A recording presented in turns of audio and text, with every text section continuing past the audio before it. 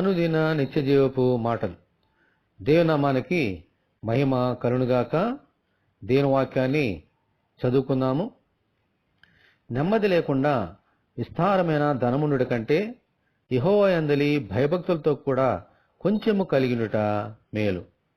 సామెతల గ్రంథము 15వ అధ్యాయము 16వ వచనం.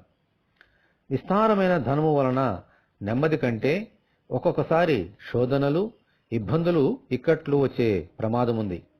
అందుకే భూమి మీద మీ కొరకు ధనమును కూర్చుకొనవద్దు. ఇక్కడ చిమ్మెటయు తుప్పును తినివేయును, దొంగలు కన్నము వేసి దొంగిలెదురని ప్రభువు సెలవిచ్చారు. ఆ ధనమును ఎలాగూ కాపాడుకోవాలి, ఎలాగూ పెంచుకోవాలనే ధ్యాసలో నెమ్మదిని కోల్పోతాము. మన ప్రభువు మనకు తోడుగా ఉంటే మనకున్నది కొంచెమైనా ఎంతో సంతోషంగా నెమ్మదిగా ఉండగలుగుతాము. అందుచేత మనకు దేవుడిచ్చిన ధనముతోనే సంతృప్తి కలిగి ఉందాం.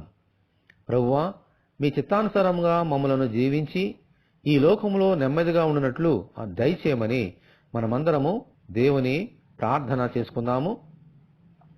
ప్రభువా, మీకు వందనాలనైనా, మాకు నెమ్మది కావాలి, సమాధానము కావాలి. అందుకని ఈ లోకంలోనికి మీరు వచ్చినారు తండ్రి. ప్రభువా, ఈ లోకంలో మేమేమి సంపాదించినా, ఎంత ధనము సంపాదించినా మాకు నెమ్మది రాదు నాయనా. మీ యందు భయభక్తులుంచి కొంచెము కలిగి ఉన్నా అది మాకు ఎంతో నెమ్మదినిస్తుందని ఈ వాక్యం ద్వారా నేర్చుకున్నాం తండ్రి. అటువంటి సమాధానము, అటువంటి నెమ్మది ఎల్లప్పుడూ మాకు అనుగ్రహించండి. మీ వైపే మేము మా దృష్టి ఉంచినట్లుగా సహాయం చేయండి. ఈ వాక్యం వింటున్న నీ బిడ్డలందరినీ దీవించమని యేసు అతి పరిశుద్ధమైన నామములో ప్రార్థన చేయుచున్నాము తండ్రి. ఆమెన్. ప్రభువైన యేసుక్రీస్తు కృప మనకందరికీ తోడై ఉండును గాక. ఆమెన్. పరిశుద్ధ దేవుని మందిరం.